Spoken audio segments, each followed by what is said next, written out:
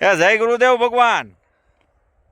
આજ આપણા વામન ટુકડી ઘઉંના ફિલ્ડમાં આવી ગયા. આપણે સાયન્ટિફિક એગ્રીસીડનું આપણે સિંધુ વામન કરીને વેરાયટી વાવી છે અને લેટ વેરાયટી વાવી છે. આપણે 17/12/2025ના દિવસે વાવેલી હતી. આની અગાવામાં તલ હતા અને એની અગાવામાં મગફળી હતી.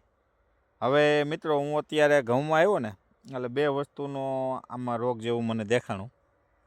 એટલે આપણે પછી થોડુંક જાણ્યું તો ખ્યાલ આવ્યો કે એ રોગ નથી, પણ એના આંશિક લક્ષણો છે. એક તો રોગ જ છે. તમને જો આમાં સફેદ ડુંડિયું દેખાય ને, એ સફેદ નથી, આમ તો હકીકતે પીળી છે. અને આમાં છે આપણે ઈયળના હિસાબે આ ડુંડી વચ્ચેથી કાપી નાખે.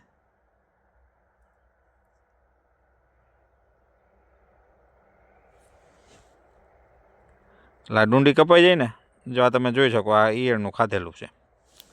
એટલે આ ડુંડી આવે આપણી ખોટમાં. આમાં કંઈ થાય નહીં. ફોફા આમાં દાણો થાય નહીં. તમે જોઈ લો, આમાં કાંઈ હોય જ નહીં. આ ડુંડી ચેપાઈ જાય. બીજી વસ્તુ જોઈ આપણે જે ખાસ હું તમને કહું છું કે મને રોગ લાગ્યો અને આખા ખેતરમાં જેવું મને દેખાણું, એટલે હું તમને એવું બતાવું છું. ઘણા ખેડૂતો ખોટા દવાના ખર્ચો કરી નાખશે કે આ શું રોગ છે.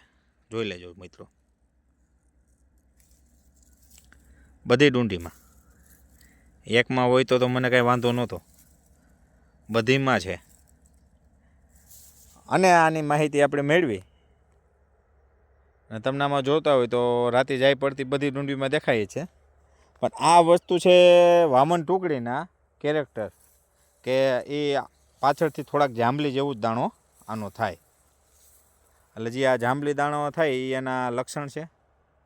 અને એમાં કંઈ બીવાની જરૂર છે નહીં. હવે આપણે આમાં એક ઈયળનો સ્પ્રે મારવો છે. એક આ હવે વાતાવરણનો પલટો આવ્યો છે અને આમ તમે જોઈ શકો તો આજે 22/2 અને વાદળા, વરસાદની આગાહી. જોકે આપણે નથી જેતપુર તાલુકામાં, પણ માવઠાનું નક્કી હોય નહીં. અને માવઠું આવે તો આપણે કંઈ હાથ રખાય નહીં.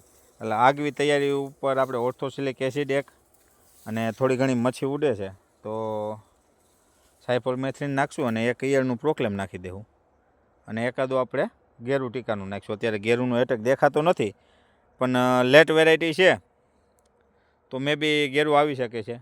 ઘણાને આવો મીંડો છે. આપણે આગોતરા પગલાં રૂપે ગેરુંનો રાઉન્ડ મારવાના છીએ. અને અત્યારે જે આપણા ઘઉં ઊભા છે એ 2 મહિનાની ઉપર 5 દિવસ જેવું થયું છે. ઘઉં એકધારા છે, તારોડિયા કંઈ દેખાતા નથી આપને. અને સાયન્ટિફિક એગ્રીસીડની વેરાયટી છે અને બહુ સારી વેરાયટી છે. આપણે કીધું તો એવી જ વેરાયટી નીકળી છે, એમાં કંઈ કહેવા જેવું નથી. અને તમારે ખેડૂત મિત્રો, જો મેં તો મારા હિસાબે વિચાર્યું કે આ શું છે એમ, પણ તમને એવું લાગતું હોય આ રોગ છે તો આના નિરાકરણનું શું ઉપાય છે એ કોમેન્ટમાં કહેજો આપને. એટલે અમને ખ્યાલ આવે, મેં જાણ્યું એ સાચું છે કે ખોટું છે. કારણ કે બધી વખતે આપણે સાચા હોતા નથી. જય ગુરુદેવ મિત્રો, મળશું નવા વિડીયોમાં. ત્યાં સુધી શુભરાત્રિ.